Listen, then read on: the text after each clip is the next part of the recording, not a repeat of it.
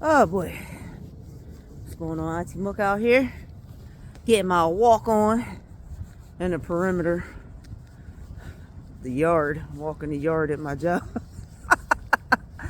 for my dinner break. You know I love the night. I'm a Vespertine. I come alive at night. You know what I'm saying? A Vespertine is a flower that blooms at night. You know, shout out to Bjork. That's how I know what that word means. She had an album called Vespertine. So, yeah, like I was saying, YouTube pretty much did away with the need for like higher education. I've been learning on YouTube since 2007, right? And I should have at least a doctorate degree. Everyone was like, how do you know all this shit? How do you not know? It's the information age. Had I had this when I was a child, because I'm already a nerd. Like we used to go to the library and read the Britannica, the encyclopedias and all that, thesauruses, dictionaries. Like we used to read. Like they be clowning Philadelphia. Well, my mom taught me how to read. I still remember the first book I read and going to the library. I had to be like 2 or 3, and I still remember it. It was Green Eggs and Ham. That's the first book I ever had, and I still got that book in my house. You know, my mom made sure we knew how to do 2 things: read and swim. And it's your responsibility as a mother or parent to make sure your child is literate, since Philadelphia is like almost dead last in 100 cities of literacy for adults. That's insane. That's nuts. So, and I remember getting a pretty good value education, even though it was public school. We used to have civics classes too in high school. They teach you about the legislature, government, and all the 3 branches of legislation and all that, and how our government's formed. You know, and I got a pretty good quality of education in Philadelphia. I should say myself, even though I went to public school. I went to Morton, I went to Tilton, I went to Pickett, to Germantown, graduated from Franklin. And if you go to school and pay attention, you learn. And you can do your own thing. Like I hung out in black bookstores. It was this bookstore in a gallery down by like the produce store. I don't know if this was a Black and Nobel, but it was kind of like that, because I know Black and Nobel was on Broad and Erie, right? And I would go there and hang out in bookstores, and record stores, all that shit. I've always been like an explorer, even in my own city. That's why it ain't nothing for me to just hop on a flight for the weekend and just go to a city by myself. I've been doing this shit for years, all my life. You know what I mean? I love that shit. When I was a teenager, I would just get on a random bus route and ride it from one end to the other, like the G, the C, the 1, the R. And now I don't know how to get around the city because they didn't change the bus routes. They didn't change I don't know how to get around no more. I still know how to get around on the sub and the L, because that's, you know, one is going north and south and one is going east and west. So that's easy. And you'd be surprised a lot of adults don't know directions. Like my girl is one person that I just cannot explain directions to. Like she like, what are you talking about? like how could you live in a city all your life and get lost in it? We used to be around before GPS, before like cell phones and shit. We just be outside. To this day, I'm 42 years old. I will leave the house and catch SEPTA with no phone. Nothing, just cash, a couple quarters in my pocket to get on the train and stuff. Sometimes I just like taking the adventure. You know what I mean? See, if you want to see what's going on in your city, keep your ear to the city. Get on public transportation and see what the fuck is really going on. You know what I mean? I mean, places like New York is not really a big deal. I don't know why they allow cars on Island of Manhattan, because it's just too many fucking people there. But like in Philly, everybody like look down on public transportation because it's like, oh, poor people. No, like if I could catch the fucking train to work, if I could commute everywhere, I would do that. But I can't do that. I fucking hate driving now. Like that is the only thing in my life that caused me stress, is driving. I hate it so much. Like I said, when I get richer, I want to get so wealthy that I don't want to drive a car again. I never want to drive a car again. I don't give a fuck about a Ferrari or a Porsche, none of that. I don't want to drive ever. I don't want to drive. I want to be driven. You know what I mean? I do it my little nigga rich kind of way. Like, I'll catch Uber. I want to go down, hang out at like Reading Terminal for the day or something. I'll catch an Uber. But I really don't have a problem walking around. That's how I clear my head. You know what I mean? I might walk down South Street, holler at my man Bob, go to his record store, hang out there. You know what I mean? Just walk around and see what's going on in the city. But yeah, you gotta get up and keep it moving. And it's something phenomenal that happened to me.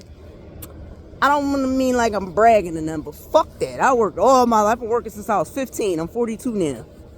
I got an 824 credit score. And one of my homies, she told me that analogy. She was like, yo, that's like the holding the block of money to your ear. Like the equivalent of that.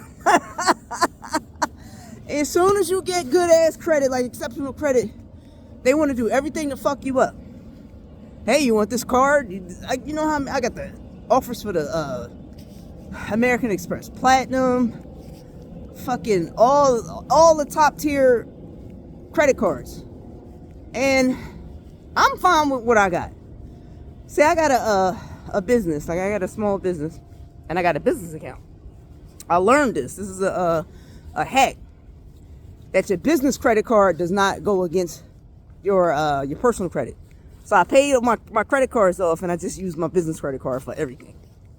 So I'm keeping my personal credit in check by doing it. So I learned that, and that's helped out tremendously. Excuse me. So that's a little nugget I could throw out there for somebody who didn't know. Because, you know, I grew up poor, and I had to learn everything on the fly. A lot of people along the way helped me out, you know what I'm saying? Just throw me little nuggets of what to invest in. You got to have investments and multiple streams of income nowadays. You can't just rely on your job. Your job none of our jobs are secure. I've been at my job I've been here for 18 years. I'm going in my 19th year. Next July will be 19 years I've been here. And in that time, I've made some investments. I made some terrible investments, and I made some good investments.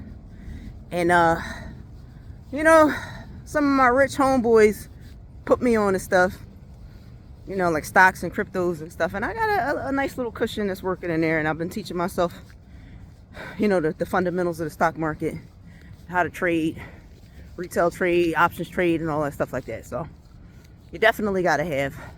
I've invested in real estate.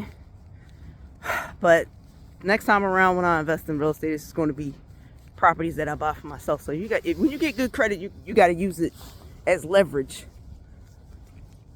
to you know, buy things that, well, not buy, but invest in things that are going to put you a little better off. So these are things we got to teach our kids too. My son's 21. He just graduated from college, so I'm using some money to pay off his student loans so he won't have student loans or whatever. Just paying his shit off just to get him clear and free. While I have the means to do it. You know what I mean?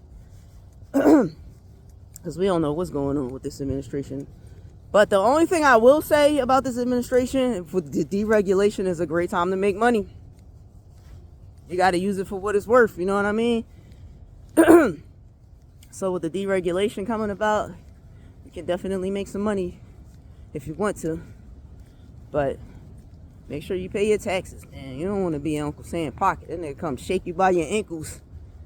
You know, I would just rather like the IRS come to my house and shove me around a bit. Just come with the Pooh Shiesty mask, the YM mask on, and just, you know, shove me around a bit, make it feel real instead of just taking it. It was like, give me your money, fucking suck it, give me that shit. Like, if they would say that, I would feel much better about it. Oh, if I didn't pay taxes, y'all wouldn't be able to see me, bro. These taxes is nuts. Oh my goodness, they just getting higher. The insurance rates too. My homeowner's insurance went up. My taxes went up. That's because, you know, in Philly they gentrifying. Like my neighborhood, I done earned like over $100,000 in my property tax. So, you know, they trying to get all the poorer people out, and I see that shit. Trying to get me to sell I'm not selling my house. Even if I move, I'm still keeping my house as a investment property, or my son can stay there. I turn it into an apartment building, you know what I'm saying? But yeah, let me see what time it is. Yeah, I got a couple minutes. But yeah, you see, let's get my walk on. You know, I call this the yard. You do a couple of laps around here and then head in. It is. But yeah, I think I already explained. Yeah, I'm a Bears fan from Philly. You know what I mean? Because I grew up watching Midwest football. My poppy he from Iowa, then moved to Nebraska as a kid. Then after he got out of Korea, out of work, he moved to Illinois. He met my grandma in Chicago, and they moved from Chicago to Philly. So there it is. And Nebraska, like the Cornhuskers, that's one of my other favorite teams. But as far as any other Philadelphia sports teams, I'm with it. I just never grew up watching the Eagles. But that's all that is. But yeah, you know, you see me, Auntie Mucka, you see me, I'm around. Get up, go walk, go to the gym, go do something. Get your ass out the house. And take vitamin D and zinc. So, y'all have a good night.